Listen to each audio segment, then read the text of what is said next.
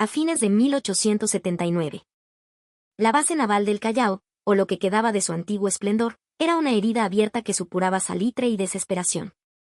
En un astillero cercado, resguardado de miradas curiosas por guardias con rostros demacrados y fusiles que habían visto mejores días, el ingeniero Federico Blume supervisaba los preparativos para una demostración que pretendía desafiar la aplastante lógica de la guerra. Una demostración que, de tener éxito, prescribiría las reglas de un conflicto que el Perú estaba perdiendo de forma catastrófica. Sobre unos soportes de madera, dentro de un dique seco inundado a medias, descansaba su creación. No era un buque, no en el sentido que cualquier marino de la época entendería. Era un cilindro de hierro forjado de 15 metros de eslora, con la forma grotesca de un puro, remachado a martillazos, sin mástiles, sin velas, sin cañones visibles. Parecía más un ataúd metálico para una docena de locos que un arma de guerra. El ministro de Guerra y Marina, el general Manuel de Mendiburu, había viajado desde Lima, su rostro un mapa de escepticismo y agotamiento. A su lado, el contraalmirante Lizardo Montero y un comité de oficiales navales, hombres que habían visto al Huáscar luchar hasta el último aliento y que ahora veían a la flota chilena, con sus imponentes acorazados Cochrane y Blanco Encalada, estrangular el principal puerto de la República. Habían sido convocados para evaluar lo que Blume, con una calma que rayaba en la demencia, llamaba el arma que devolverá el Pacífico al Perú. El aire en el astillero olía a brea, a óxido y al miedo palpable que se había sentado sobre el Callao como una garúa perpetua. Lo que ninguno de estos hombres sabía aún es que estaban a punto de presenciar como una caldera de hierro, impulsada por la fuerza humana y un ingenioso sistema de aire comprimido, estaba a punto de introducir un nuevo dios en el panteón de la guerra naval, el terror submarino. Blume, un ingeniero de 50 y tantos años, de ascendencia alemana pero con un corazón más peruano que la chicha de Jora, se acercó al borde del dique con la serenidad de quien conoce un secreto cósmico. Su reputación lo precedía, un genio de los ferrocarriles, un visionario, pero también un hombre con ideas que a menudo se consideraban imposibles. Señores, dijo su voz, clara y firme, resonando contra el metal del casco, lo que ven ante ustedes es el futuro. Un futuro que nos permitirá golpear al enemigo donde es más fuerte, desde un lugar donde es completamente ciego, las profundidades. Levantó un pesado mazo de calafateo. Un casco de madera tradicional, blindado o no, es vulnerable, explicó. Un solo proyectil de los cañones Armstrong de 300 libras del Cochrane puede astillarlo, abrir una vía de agua y enviar al buque y a su tripulación al fondo del mar. Observen. Con un gesto, ordenó a un obrero que golpeara una plancha de madera reforzada con hierro. El mazo la partió con un crujido sordo, dejando una fractura irreparable. El sonido fue un eco doloroso de la fragilidad de la escuadra peruana. Mendiburu asintió, impaciente. Ya conocía de sobra la potencia de la artillería chilena. Había visto los reportes, había leído las cartas de los comandantes caídos. Luego, Blume tomó el mazo él mismo y, con una fuerza sorprendente, lo descargó contra el casco curvado de su submarino. El golpe resonó con un bon metálico y profundo, pero el mazo rebotó, dejando apenas una abolladura superficial en la plancha de hierro de 1/4 de pulgada de espesor. El casco no se había agrietado, no había fisuras. Las placas, unidas por cientos de remaches, habían absorbido y distribuido el impacto como una sola pieza sólida. El general Mendiburu se inclinó, su expresión cambiando de la fastidiada condescendencia a una genuina intriga. ¿Y qué hay de su capacidad para mantenerse a flote? O más bien, para no hacerlo, preguntó, con un rastro de sarcasmo. Pruébenlo ustedes mismos, señores, ofreció Blume, señalando el interior del artefacto. Durante los siguientes minutos, la discusión se centró en la estructura, la resistencia y, sobre todo, la viabilidad de sumergir deliberadamente una nave tripulada. Lo que hacía extraordinario al invento de Blume no era solo su resistencia, sino la audacia de su concepto. A mediados de 1879, mientras la guerra se desarrollaba con una ferocidad implacable, Blume había enfrentado un problema que parecía no tener solución. La escuadra chilena, superior en número, blindaje y artillería, imponía un bloqueo naval que asfixiaba la economía y el esfuerzo de guerra peruanos. El Huáscar de Grau, en su legendaria campaña, había sido una espina en el costado del enemigo, una guerra de guerrillas en el mar, pero tras su captura en Angamos, la balanza se había inclinado de forma decisiva. Las estadísticas eran un martillo contra la moral nacional. Sin una armada capaz de enfrentarse a los acorazados chilenos en un combate abierto, el Perú estaba condenado. La pregunta principal era simple, pero brutal, como romper el bloqueo y hundir buques que eran fortalezas flotantes, sin tener buques propios para combatirlos? Construir un monitor como el Huáscar tomaba años y requería acero y tecnología que el Perú ya no podía importar. Blume había propuesto algo que fue recibido con miradas de incredulidad y risas apenas disimuladas en cada oficina del Ministerio de Marina donde lo presentó. Construyamos un buque que navegue por debajo del agua, había dicho en una junta de planificación de emergencia en Lima. Podemos acercarnos sin ser vistos y colocar una carga explosiva en el casco de sus blindados. Un capitán de navío, veterano de la guerra con España, había respondido con una lógica aplastante.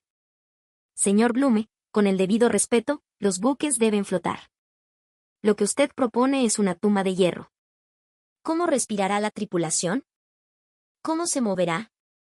¿Cómo volverá a la superficie? Esta es la idea más descabellada que he escuchado en 30 años de servicio. Pero Blume no se había rendido. Durante meses, trabajó obsesivamente en su taller de Paita, financiando el proyecto con su propio dinero, experimentando con diseños y mecanismos. Probó sistemas de propulsión manual, diferentes tipos de lastre para la inmersión, lo más importante, un sistema de ventilación revolucionario.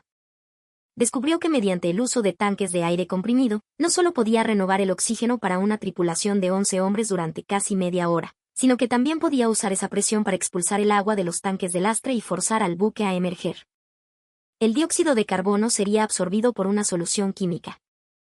Era un sistema circulatorio y respiratorio para una bestia de metal. El resultado era un artefacto que, en teoría, podía sumergirse, moverse sigilosamente y volver a la superficie a voluntad. De vuelta en el dique del Callao, tras la prueba del mazo, llegó el momento crucial. Ahora, anunció Blume, la verdadera prueba. 11 voluntarios, marineros y obreros del astillero cuyos rostros reflejaban una mezcla de terror y fe ciega en el ingeniero, entraron por la pequeña escotilla superior. Blume lo siguió. La escotilla se cerró desde dentro con un golpe metálico que sonó a definitivo. Los oficiales en el borde del dique contuvieron la respiración. Blume había dado la orden. Lentamente, las válvulas del dique se abrieron y el agua comenzó a entrar, subiendo de nivel, lamiendo primero la base del casco cilíndrico, luego ascendiendo por sus flancos curvados. El sonido del agua llenando el espacio era lo único que rompía un silencio sepulcral. Los oficiales observaban cada juntura, cada remache, esperando ver el hilo de agua que delataría una fuga, el fallo catastrófico que confirmaría sus peores temores. El agua cubrió completamente el Toro, como lo habían bautizado extraoficialmente. La monstruosidad de hierro desapareció bajo la superficie turbia. Solo unas leves burbujas ascendían, producto del aire desplazado. Pasaron 5 minutos. Luego 10. El general Mendiburu miraba su reloj de bolsillo, su mandíbula apretada. 15 minutos. Un joven teniente murmuró una oración. 20 minutos. El contraalmirante Montero escudriñaba la superficie, su rostro impenetrable. La tensión era insoportable. ¿Se habían ahogado todos? ¿Había Blume arrastrado a 11 hombres a una muerte horrible en su delirio de inventor? Entonces, se escuchó un silbido agudo y potente desde las profundidades, seguido de un violento burbujeo en la superficie. El agua se agitó y, lentamente, la joroba oscura del casco de hierro rompió la superficie. El agua caía en cascadas por sus lados mientras el artefacto emergía, majestuoso e improbable. Hubo un momento de silencio absoluto. La escotilla se abrió con un chirrido y la cabeza de Federico Blume apareció. Estaba empapado en sudor, pero sonreía. Funciona, dijo simplemente. Un aplauso espontáneo y aliviado estalló entre los oficiales y los obreros. Mendiburu se secó una gota de sudor de la frente. Acababa de presenciar algo que contradecía todas las leyes conocidas de la guerra naval. Era un milagro de la ingeniería nacido de la más pura desesperación. La demostración continuó. Se probó la maniobrabilidad, limitada por la propulsión a manivela, pero funcional. Se explicó el mecanismo del torpedo de pértiga que portaría en su proa, una carga de dinamita destinada a ser detonada contra el casco de un buque enemigo. Pero lo que más impresionó a los pragmáticos militares fueron las cifras que Blume presentó. El submarino, con todo su equipamiento, costaba una fracción infinitesimal de lo que costaría comprar un solo monitor de segunda mano en Europa, si es que algún país se atrevía a vendérselo al Perú en pleno conflicto. Su construcción no requería de astilleros especializados ni de acero de alta calidad. Solo planchas de hierro, remaches, y el ingenio de los artesanos peruanos. Podía fabricarse en secreto, en cualquier maestranza del país. En una reunión de emergencia del gabinete en el Palacio de Gobierno de Lima, con el presidente Mariano Ignacio Prado presidiendo, el general Mendiburu presentó formalmente el proyecto Toro. Su presentación incluyó un momento que se convertiría en leyenda en los círculos militares peruanos. Durante una tensa discusión sobre la falta de fondos y la imposibilidad de romper el bloqueo, Mendiburu sacó dos maquetas de su maletín, una del acorazado Cochrane y otra, diminuta y cilíndrica, del submarino de Blume. Señores, declaró, podemos seguir lamentando no tener un buque como este, dijo señalando al Cochrane, o podemos construir 10 de estos, dijo levantando el modelo del submarino, y hundirlo. El enemigo espera que luchemos como ellos. Con grandes cañones y gruesos blindajes. No están preparados para una guerra de ratas. Ratas de hierro que atacan desde abajo y desaparecen. Según los diarios de uno de los ministros presentes, hubo un silencio atónito, seguido por el presidente Prado declarando, «General, ¿es usted un visionario o nos está pidiendo que apostemos el destino de la nación a un juguete de un excéntrico?» Posiblemente a ambas cosas.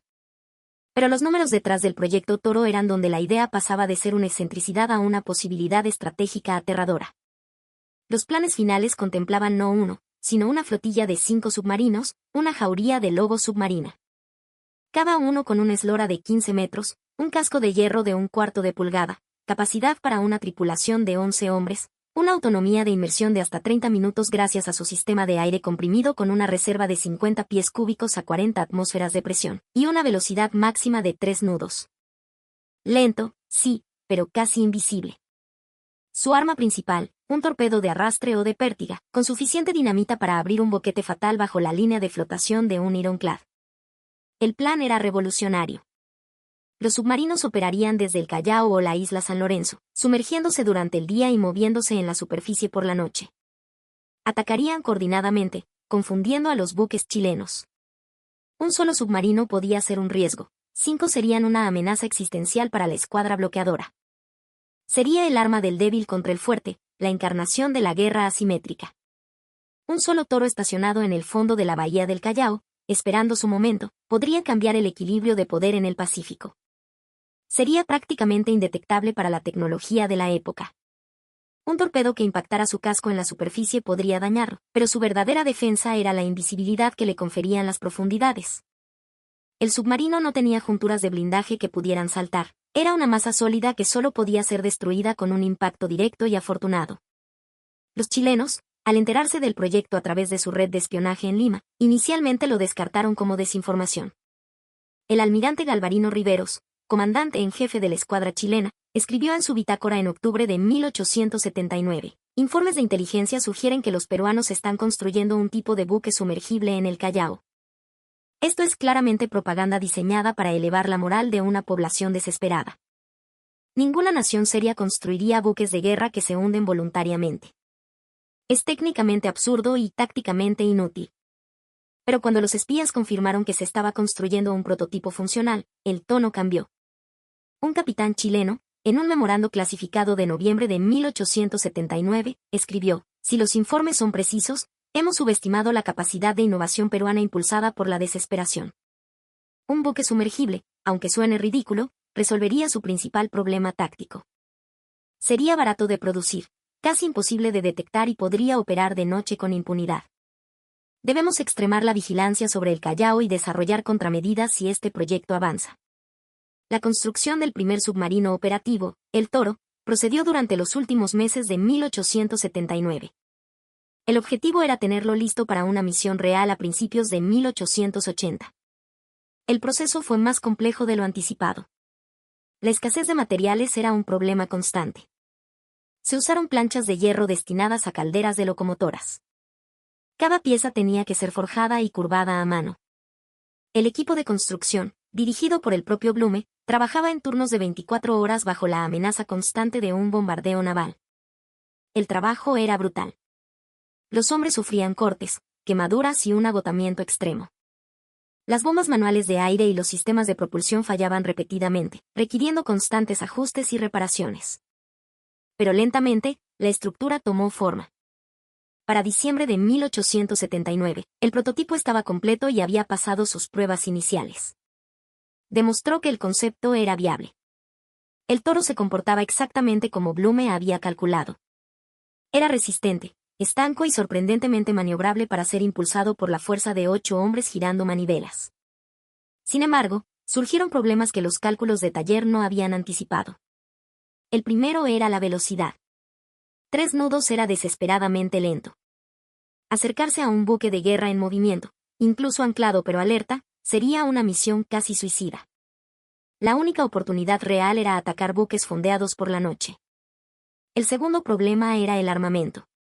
Los torpedos autopropulsados tipo Whitehead eran una tecnología nueva y extremadamente cara, fuera del alcance del Perú. El torpedo de pértiga requería que el submarino se acercase a tocar físicamente a su objetivo, exponiéndose a ser detectado y destruido en el último momento. El tercer problema, y el más grave, era el tiempo. La guerra en tierra iba de mal en peor. Tras la pérdida de Tarapacá y la derrota en Tacna y Arica, el ejército chileno preparaba la invasión de Lima. Los recursos, ya escasos, se desviaban desesperadamente para la defensa de la capital. En enero de 1881, con las tropas chilenas a las puertas de Lima, el proyecto Toro fue cancelado. Las razones fueron múltiples y trágicas. La batalla por el Pacífico se había perdido en el mar meses atrás, y ahora el destino del Perú se decidiría en tierra. El submarino, un arma de negación de mar, llegaba demasiado tarde para cambiar el rumbo estratégico. La inminente caída del Callao significaba que el submarino y sus secretos caerían en manos del enemigo. La tecnología del sistema de aire de Blume, sus diseños de casco y sistemas de lastre, eran demasiado valiosos para permitir su captura. La orden final fue desgarradora. Federico Blume recibió instrucciones directas del alto mando de hundir su creación para evitar que fuera capturada. En una noche triste y silenciosa, pocos días antes de la batalla de San Juan y Chorrillos, el Toro fue remolcado a una zona profunda de la bahía del Callao. Su inventor, el hombre que había vertido su genio, su fortuna y su alma en ese casco de hierro, observó desde un bote mientras se abrían las válvulas y su sueño se hundía para siempre en las aguas frías del Pacífico, llevándose consigo la última esperanza de una victoria imposible. Pero el legado de Federico Blume y su submarino no terminó en el fondo de la bahía del Callao. La historia, aunque no le dio la victoria, le reservó un lugar de honor. Investigadores e historiadores navales reconocen hoy que el submarino de Blume fue uno de los más avanzados de su tiempo, contemporáneo de los diseños de Isaac Pearl en España y muy superior a los sumergibles usados en la Guerra de Secesión estadounidense. Su diseño fue una prueba contundente del ingenio peruano, una chispa de brillantez tecnológica en la hora más oscura de la República. Federico Blume nunca recibió el reconocimiento público que merecía durante su vida. El proyecto permaneció como una nota a pie de página en los anales de una guerra perdida. Blume, que sobrevivió al conflicto, continuó su carrera como un ingeniero respetado pero siempre ensombrecido por la melancolía de lo que pudo haber sido. En su diario personal, encontrado tras su muerte, escribió: "Las mejores ideas a menudo nacen de la desesperación. El Toro habría funcionado. Habría salvado el honor de nuestra marina. Pero el mundo prefiere soluciones que parecen razonables a soluciones que funcionan.